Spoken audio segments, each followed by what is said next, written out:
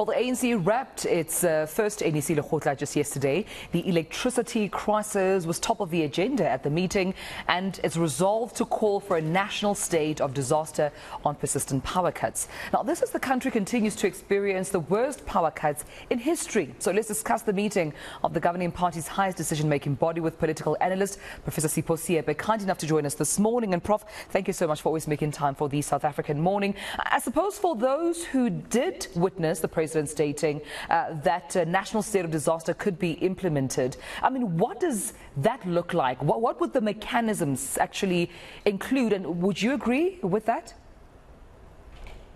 Well, we have a sense of what the state of national disaster looks like. We've had COVID, and the president also referred to COVID as an example of how the country dealt with the challenge.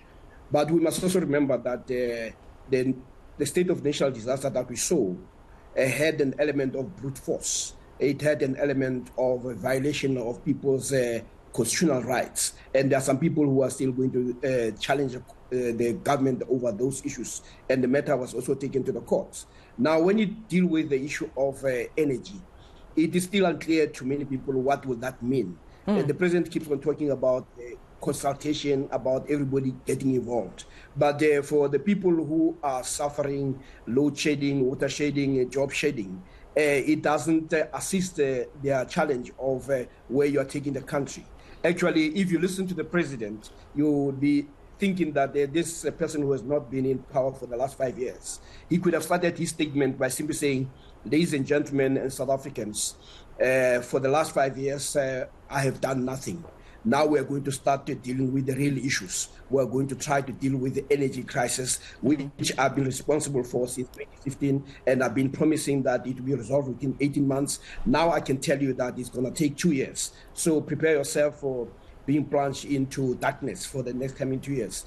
And then he says, oh, but the Lekgotla gave us a real clear line of march to say this must be done quickly. But this is what we have had for the last 5 years, even before. Then there's the issue of economic growth. That has not happened. We have had the president who has spent more time trying to impress us with investor conferences and saying the investors are coming. They have not come. And the investors are saying, without resolving the issue of load shedding, South Africa is not a place to invest on anything. So we are back to square one, where the president simply says an infinite deal of nothing, in a sense that he continues to repeat what we already know. We have a president who thinks by repeating the challenge that we face, he's actually solving the problem. He's simply saying, I'm with you. But what people want is not the president who says, I understand your problem. They want a president who is going to provide solution. So right now, we're faced with the social crisis, in a sense that unemployment creates all those elements, including criminality. We are in an economic crisis in the sense that the economy is not growing. It's actually stagnant. We are also in what you may call a moral crisis, where the president himself has to answer on issues that have to do with him, referring to, if one refers to issue of pala. And when you listen to the speech, the whole idea of even economic transformation does not feature, because we are now in a state of paralysis. Yeah. Prof, just speaking still on the energy crisis in the country, you know that he had previously rejected the energy action plan. And I mean, with that would have opened quite a wide door, right, for private sector energy generation. So do you agree with that rejection from the president? And do you think that the national state of disaster is the right next step for the country? Well, at the moment, we don't know what constitutes that national state of disaster when it comes to electricity. I mean, we know what it meant for something else. But we also know that the energy crisis is going to require technical expertise. It's not going to require a mass meeting. We don't need to get into a mass meeting as social partners and say we have energy crisis. People know the energy crisis. And when you look at the program of the Lekgotla, you also find people who are making presentation of the effect of electricity on the communities. But that is known. You don't need experts to tell you that. You don't need experts to tell you the impact of the load shedding when it comes to business. And the president should know better. The farmers have actually complained about what this means in terms of energy, food security.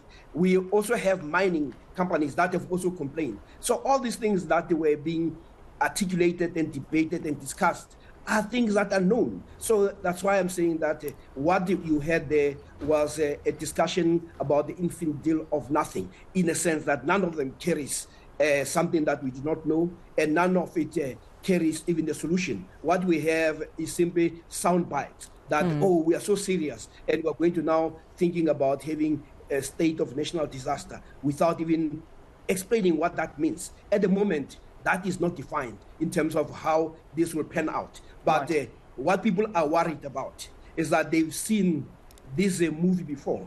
And when they saw that, they saw deployment of soldiers. They saw the violation of people's rights. So until the president spells out how that looks like, but as I say, just to bring a mass meeting of people and to have social partners agree that we are faced with a disaster is not solve the challenge that we face. And we must also be honest that the load shedding came when President Ramaphosa moved in and he made promises that within 18 months that will be resolved. Instead, what we now know is that the country has been plunged into darkness.